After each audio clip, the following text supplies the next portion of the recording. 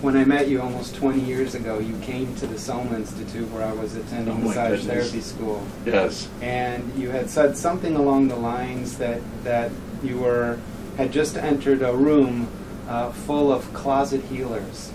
It's extraordinary. Huh. So all of you are closet healers.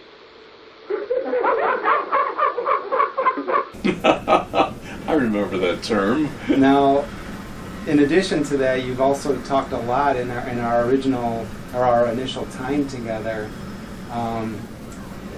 For people that don't know, at the Soma Institute, we were required to do an internship, and you came to do a motivational speech for all of the students at the school at the time.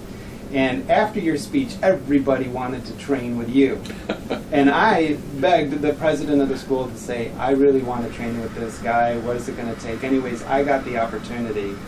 And so I came here and worked with you on a regular basis. You let me sit in on your sessions. I witnessed things that made my eyes pop out of my head. And you did a lot of winking and a lot of laughing and encouraging for me to really tap into the essence and the miracle that is life, and that often goes unnoticed as we start to assimilate ourselves to be a part of this culture. And you talked a lot about a calling, and that was one of the first things I remember you telling me was, and you had even given me a book about calling. I think it was by Lavoie. Lavoie, absolutely. Can you share with us a little bit about what a calling is all about, and how does that pertain to human beings as a whole, but maybe even also specifically as it pertains to a healer or somebody who wants to work within healthcare? Can you talk about that a little bit? Okay, that's a good question. And as you're talking, it just things I haven't thought about in years, and you're recalling those. The closet healer, I remember that. I remember that young man talking. Anyhow. A calling. A calling is something that's, to me, very sacred and very individual. And it works something like this. And that is, oftentimes we live in our image.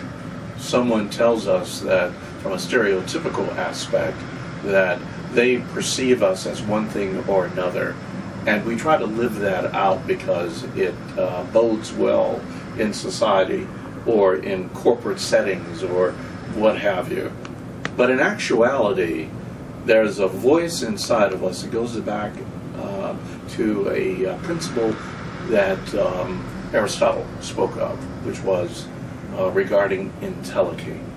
And what Aristotle talked about was the fact that when we come here to this third dimension, we don't come along. We are accompanied by something that's called entelechy. And entelechy lives inside of us. Now, when Aristotle said it, it was quite confusing. He said entelechy is the actualization of form-giving cause in contrast with potential existence. Well, nobody knew what he was talking about. What? It probably takes entelechy just to figure that out. But some years later, Teilhard de Chardin, one of my favorite, came on the scene and he said, entelechy is your dynamic purpose that's encoded in you.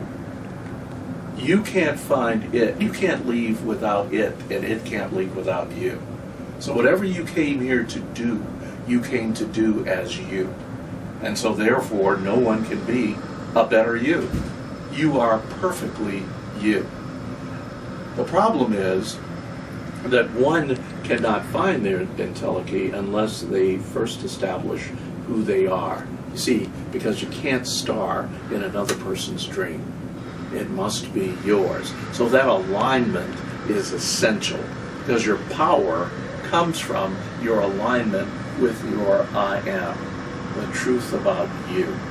And so the question that calling does, or begs, are you you?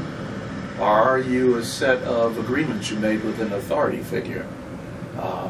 And what happens with calling is it keeps asking from an internal standpoint of view, because the call is soulful.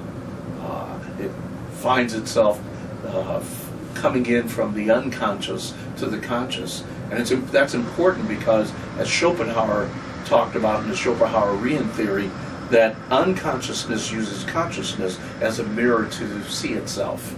And so these symbols and languages that we use are a tool to communicate, but in actuality, there's a much deeper sense of being that we must tap into. And that calling then says, I know what you're telling the world. Because, as Jung would say, esse est percepi, to be is to be perceived. But in actuality, I can either allow you to get fragments of me, or I can go on the inner journey and find out the truth of me. And the truth of me is I question who I am, and what is the voice that's saying, this is what you're here to do. This is what you must do. Find you, not arrive at a comfortable aspect of you. Gabriel Marcel writes in Creative Fidelity that he knows you can be faithful to someone else, but can you be faithful to yourself? And the answer is no, not unless you question yourself and know yourself. Doesn't mean you have to act on that which you discover, which is part of what Jung talks about in shadow discovery. But it is important for you to know who you are and why you're doing what you're doing. At that point, once you establish that kind of verisimilitude, truth within, you hear the voice that says, now, proceed. And no matter what else, but I won't make enough money doing that, or I won't be ever become president, or I won't be touted as one of the greatest there is. No, this is what you came here to do, is the calling. Because then you know. And as Rayton said, at the end of the day, you cannot lie to your own consciousness. And so the consciousness provides the sound vibration necessary for the unconscious call that comes, that you know is truthfully aligned with you.